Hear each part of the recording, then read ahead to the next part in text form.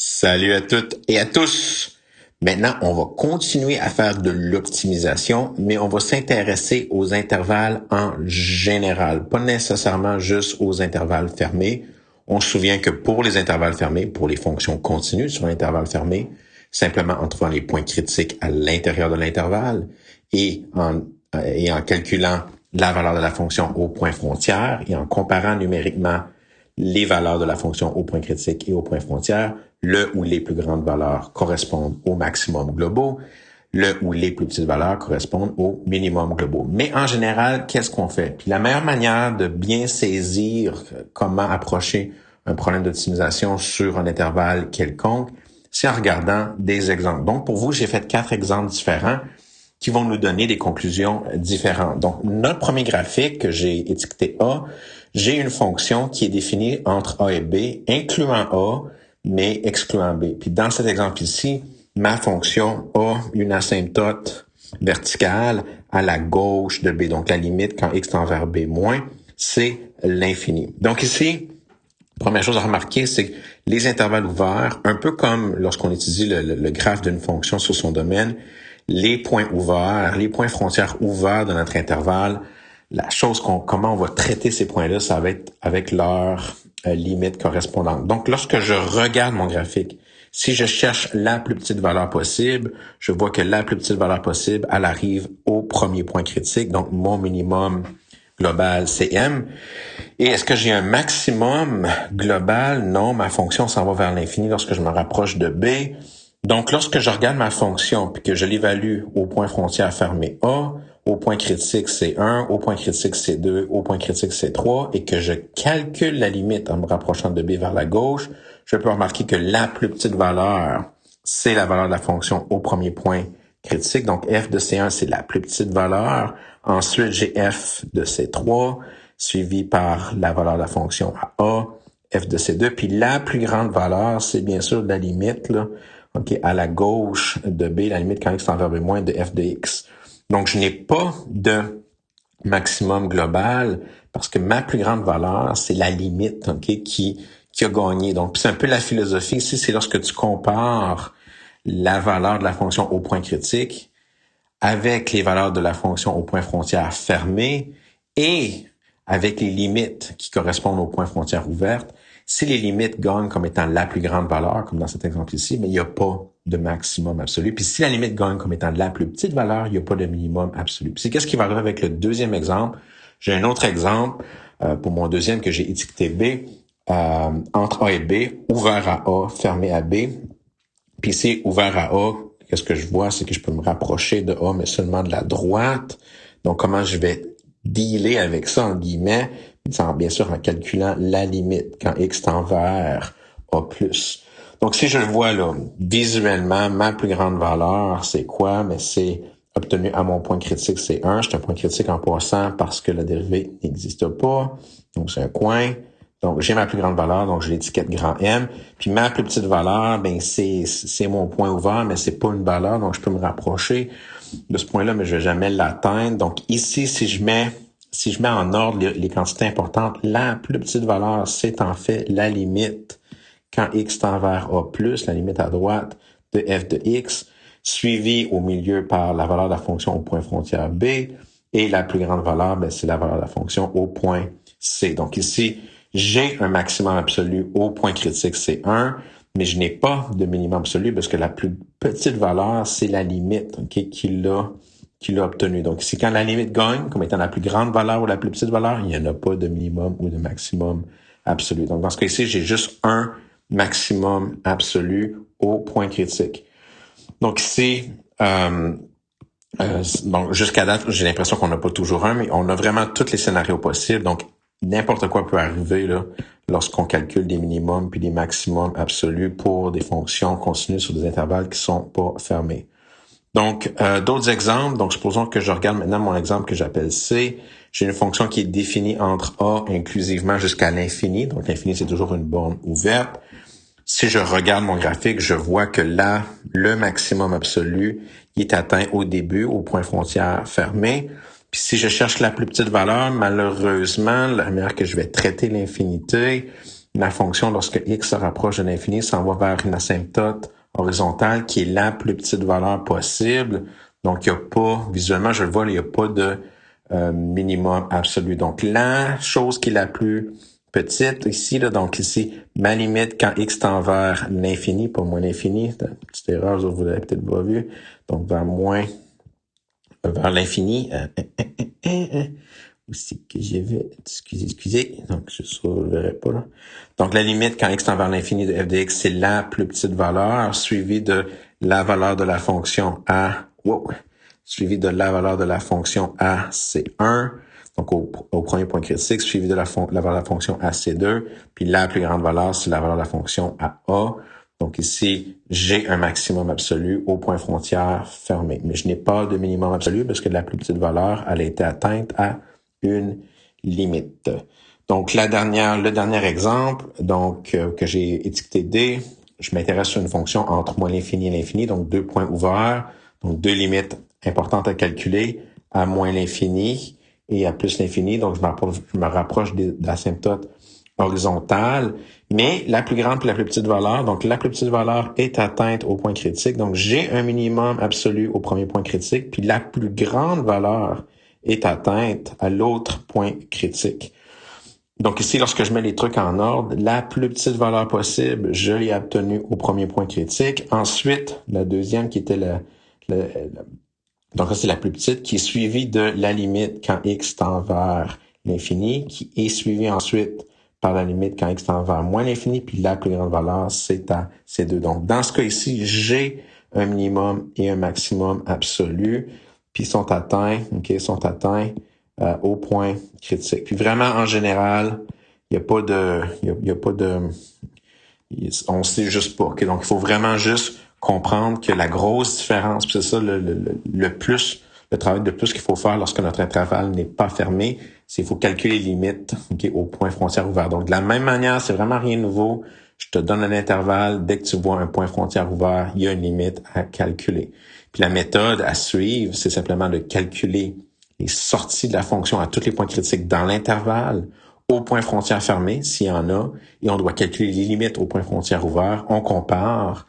On a un maximum ou un minimum absolu si les plus grandes valeurs sont atteintes soit à un point critique ou à un point frontière fermé.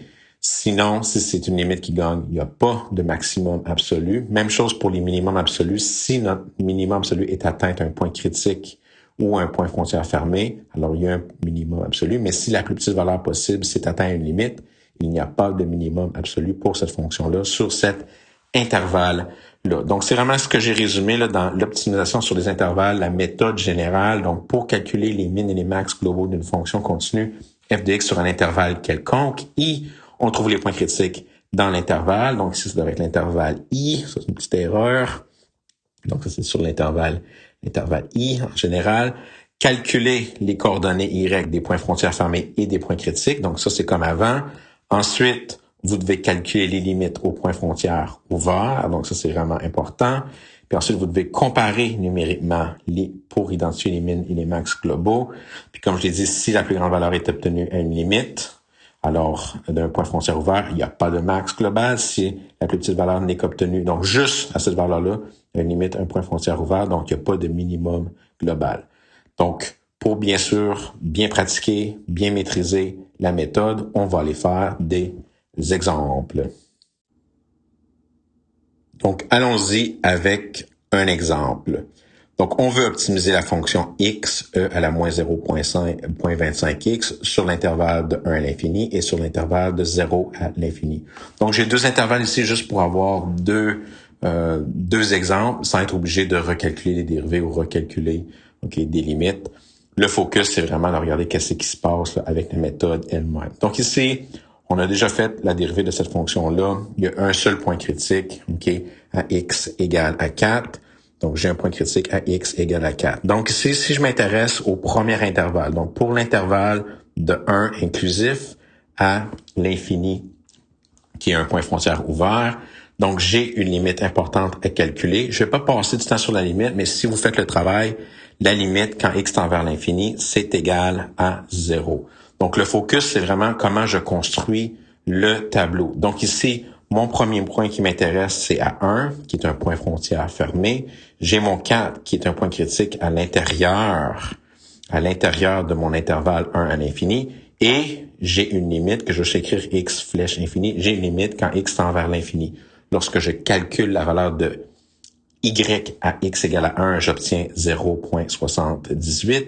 Lorsque je calcule la valeur à 4, j'obtiens 1,47. Et lorsque je calcule la limite quand x tend vers l'infini, vous pouvez vérifier que cette limite-là est égale à 0. Maintenant, on cherche dans la colonne f de x, c'est quelle qui est la plus grande valeur. Donc, on trouve la plus grande valeur, le max, à 1,47. Et la plus petite valeur, c'est atteint par la limite quand x tend vers l'infini. Donc, c'est quoi la conclusion correcte à donner? C'est qu'on a un maximum absolu à x égale à 4, mais j'ai aucun minimum absolu parce que la plus petite valeur est atteinte par ma limite. Donc, vraiment, le focus, ça, c'est comment faire une bonne conclusion avec notre tableau. La grosse différence, c'est que là, maintenant, il y a une limite à calculer à l'infini. Donc, juste pour se donner un autre exercice avec la même fonction, supposons que maintenant, je change mon intervalle. Je vais vous rappeler que dans une question, il y a tout le temps juste un intervalle. C'est juste pour me permettre de me concentrer sur la nouvelle théorie. Donc ici, de 0 à l'infini, donc j'ai mon point frontière fermé à 0. Si je calcule la sortie à 0, ça va me donner 0 de ma fonction. J'ai encore mon point critique 4, qui est encore à l'intérieur de l'intervalle entre 0 et l'infini, qui me donne encore 1,47. Puis mon point frontière ouvert, comme tantôt, qui est à 1, lorsque x tend vers l'infini de ma fonction x e à la moins 0,25x, vous allez vérifier, comme exercice suggéré, que cette valeur-là, c'est égal à 0. Maintenant, lorsque je compare ces valeurs-là, si je cherche la plus grande valeur, le max est encore atteint au point critique. Mais lorsque je cherche les plus petites valeurs, il y en a deux. Il y en a une à 0, il y en a une à la limite.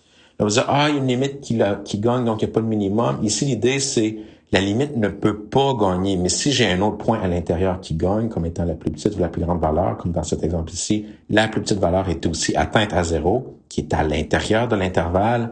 Ma conclusion maintenant, c'est que j'ai un max global encore à x égale à 4, mais mon minimum global, lui, il existe cette fois-ci et il est à 0. Donc, il y a un minimum absolu à x égale à 0 si mon intervalle d'intérêt pour optimiser ma fonction, c'est entre 0 inclusive jusqu'à l'infini ouvert.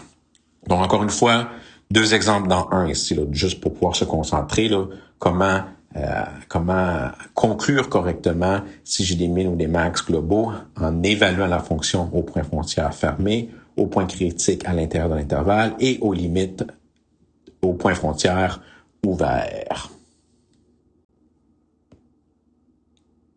Donc, prochain exemple, on veut optimiser la fonction x ln de 0,5x plus 1 sur les intervalles suivants. Encore une fois, une question d'optimisation, il y a juste un intervalle, mais pour nous, juste pour se pratiquer, entre guillemets, à faire de l'optimisation, à bien comprendre, c'est vraiment la partie du tableau qui est nouvelle là, dans ces questions-là ici, donc je m'intéresse pas trop au calcul, mais bien sûr, pour vous, dans une question, il faut tout faire, il faut calculer les dérivés, il faut calculer des limites. Si on a besoin de la règle d'Hopital, il faut bien sûr la maîtriser. Moi, je vais juste me concentrer sur les détails du tableau et de son interprétation. Ok, donc, première chose que je fais, j'ai calculé la dérivée. Donc, avec une règle du produit, vous pouvez vérifier que la dérivée, c'est ln de 0,5x plus 1. Donc, je cherche quand est-ce que cette dérivée-là a des points critiques. En passant, c'est non défini si x est égal à 0 ou plus petit que 0, mais on s'en fout puisque c'est pas dans le domaine de notre fonction. Donc, si je cherche les points critiques de la forme, quand est-ce que f' est égal à 0, donc c'est quand ln de 0,5x plus 1 est égal à 0. Si j'isole le terme logarithmique, j'ai que ln de 0,5x doit être égal à moins 1. Si je fais l'exponentielle de chaque côté, le e à la ln de 0,5x va devenir 0,5x, puis e à la moins 1 va devenir 0,37. Puis si je fais diviser par 0,5 de chaque côté, ou si je fais fois 2, vous pouvez isoler x, qui va vous donner 2 fois e à la moins 1, qui est proche de 0,74. 0,74, qui est un point à l'intérieur de tous les intervalles qui nous intéressent. Okay? Donc, on va évaluer cette fonction-là à 0,74 partout. Donc, pour le premier intervalle, donc je vais sauter par-dessus les limites, mais pour le premier intervalle, entre 0 et 1, j'ai un point frontière ouvert à 0. Je vous laisse à faire un exercice, la limite quand x tend vers 0 plus, qui est une forme indéterminée mauvais produit, ce que vous devez appliquer la règle d'Hopital. Donc, je vous laisse vérifier que la limite quand x tend vers 0 plus de x ln de 0.5x plus 1, c'est simplement égal à 1. Donc, lorsque je construis mon tableau pour déterminer si j'ai des min et des max absolus, j'ai d'abord au début, au point frontière ouvert, une limite quand x tend vers 0 plus et on a calculé que c'était égal à 1. On évalue la fonction au point critique 0.74 qui est bien à l'intérieur de l'intervalle. Si vous calculez la sortie, ça va vous donner 0.26. Et finalement, le 1 qui est fermé, le point frontière fermé, 1, si vous calculez la sortie, ça va vous donner 0.31. Maintenant, lorsque je compare, si je cherche la plus grande valeur, le maximum est atteint au point frontière ouvert, donc il n'y aura pas de maximum absolu, et la plus petite valeur est atteinte à 0.74. Donc, la conclusion qui est correcte pour cet intervalle d'optimisation-là, c'est que j'ai un minimum absolu à 2 à la moins 1, donc qui est 0.74, mais j'ai aucun max absolu. Donc, aucun max absolu parce que la plus grande valeur a été atteinte au point frontière ouvert. Maintenant, si je change l'intervalle, puis je vais entre 0 et 2, donc si je vais entre 0 et 2, donc maintenant, entre 0 et 2, j'ai encore qu'au début, j'ai un point frontière ouvert à 0 plus qui va être encore égal à 1. J'ai mon 0.74 qui est toujours à l'intérieur de l'intervalle qui vaut toujours 0.26. Et j'ai qu'à 2, mon point frontière fermé, c'est égal à 1. Donc, si j'évalue la fonction à 2, ça va me donner 1. Donc, si je cherche la plus grande valeur, mais j'ai deux endroits où j'attends la plus grande valeur, à la limite à droite de 0 et à 2. Donc là, maintenant, je vais avoir un maximum absolu, pas à 0 plus, parce que c'est une limite, mais je suis capable de l'atteindre au point frontière fermé. Puis la plus petite valeur est encore au point critique, 0.74. Donc, j'ai un minimum absolu au point critique, 0.74. Et maintenant, j'ai un max absolu à x égale à 2. Donc, la grosse différence entre A et B, c'est que à B, j'ai un maximum absolu parce que j'ai atteint mon 1 à l'intérieur de mon intervalle, okay? Donc à mon point frontière fermé. Puis finalement, si vous regardez le dernier intervalle entre 0 et l'infini, maintenant j'ai deux points frontières ouverts. J'ai déjà ma limite qu'on a calculée avant là, à 0 plus qui nous a donné 1. Il y a une nouvelle limite à calculer au point frontière à l'infini, elle qui se fait par évaluation directe. Donc, je vous laisse vérifier que si vous calculez la limite quand x tend vers l'infini de x ln de 0.5x plus 1, juste par évaluation directe, ça va vous donner l'infini. Donc, maintenant, lorsque je remplis mon tableau, je commence avec ma limite à droite de 0, qui est encore égale à 1. Mon point critique, qui est bien sûr à l'intérieur de mon intervalle entre 0 et l'infini, qui me donne encore le 0.26. Puis maintenant, j'ai ma nouvelle limite quand x tend vers l'infini, qui me donne l'infini. Si je cherche la plus grande valeur, maintenant la plus grande valeur est atteinte à l'infini, mais qui est encore une limite. Puis ma plus petite valeur est atteinte au point critique, encore 0.74. Donc maintenant, dans cet exemple-là, mon minimum absolu est encore à 0.74, mais puisque la plus grande valeur est atteinte à l'infini, qui est une limite, j'ai aucun max absolu. Encore une fois, je vous rappelle, dans une question d'optimisation, il y a une fonction et un intervalle, mais je voulais juste avoir une fonction. Je voulais juste faire des exemples avec plusieurs intervalles pour se concentrer sur qu'est-ce qui se passe, comment on construit nos tableaux avec nos points frontières fermés, nos points critiques, où est-ce qu'on évalue la valeur de notre fonction, et pour nos points frontières ouverts, où est-ce on calcule les limites importantes correspondantes, ok? Puis de bien conclure que lorsque la plus grande valeur est atteinte à l'intérieur. Quand je dis à l'intérieur, soit un point critique ou un point frontière fermé, alors on a un max absolu. Mais si la seule plus grande des valeurs est atteinte à une limite, il n'y a pas de maximum absolu. Puis c'est la même chose pour les minimums absolus. Donc, donc pour cette section-là, that's it, that's all. Bye bye là.